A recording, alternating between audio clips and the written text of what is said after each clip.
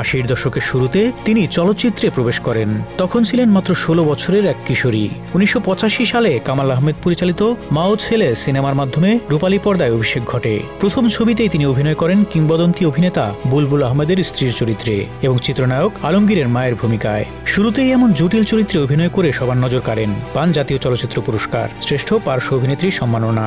সেই থেকেই শুরু হয় রেহানা জলির দীর্ঘ অভিনয় যাত্রা, যা প্রায় 4 দশক ধরে ছড়িয়ে আছে।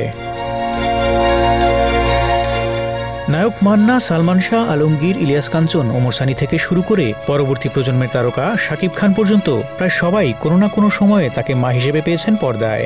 অথচ 80-এর দশকের শুরুতে রেহানা জলি ছিলেন অনেক সিনেমার নায়িকা। নায়ক মান্নার বিপরীতে প্রেমিক প্রেমিকার চরিত্রে অভিনয় করেছেন তিনি। পরে সময় বদলালো, গল্পের চাহিদা বদলালো, আর পরিচালক প্রযোজকদের সিদ্ধান্তে একসময় সেই প্রেমিকা হয়ে গেলেন মা।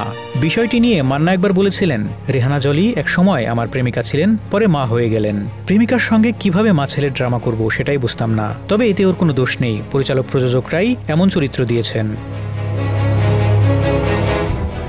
অভিনয় জীবনের প্রথম দিকে রেহানা জলি প্রায় 40টির মতো সিনেমায় নায়িকা বা কেন্দ্রীয় চরিত্রে অভিনয় করেছেন। কিন্তু 90-এর দশকে এসে বাংলা সিনেমার ধারা বদলে গেলে রেহানা জলিও চরিত্রাভিনেত্রীর পথে হাঁটেন। তখন থেকে তিনি হয়ে ওঠেন সিনেমার মা। দর্শকরা এতটাই অভ্যস্ত হয়ে পড়েছিলেন তাকে মা হিসেবে দেখায় যে বাস্তব জীবনে সবাই তাকে মা বলেই ডাকতেন। সেই চরিত্রে তিনি এতটাই বিশ্বাসযোগ্য হয়ে উঠেছিলেন যে পর্দায় তার কান্না আর মমতায় এক প্রজন্ম কেঁদেছে। তিনি সবচেয়ে বেশি শাকিব খানের মায়ের চরিত্রে অভিনয় করেছেন।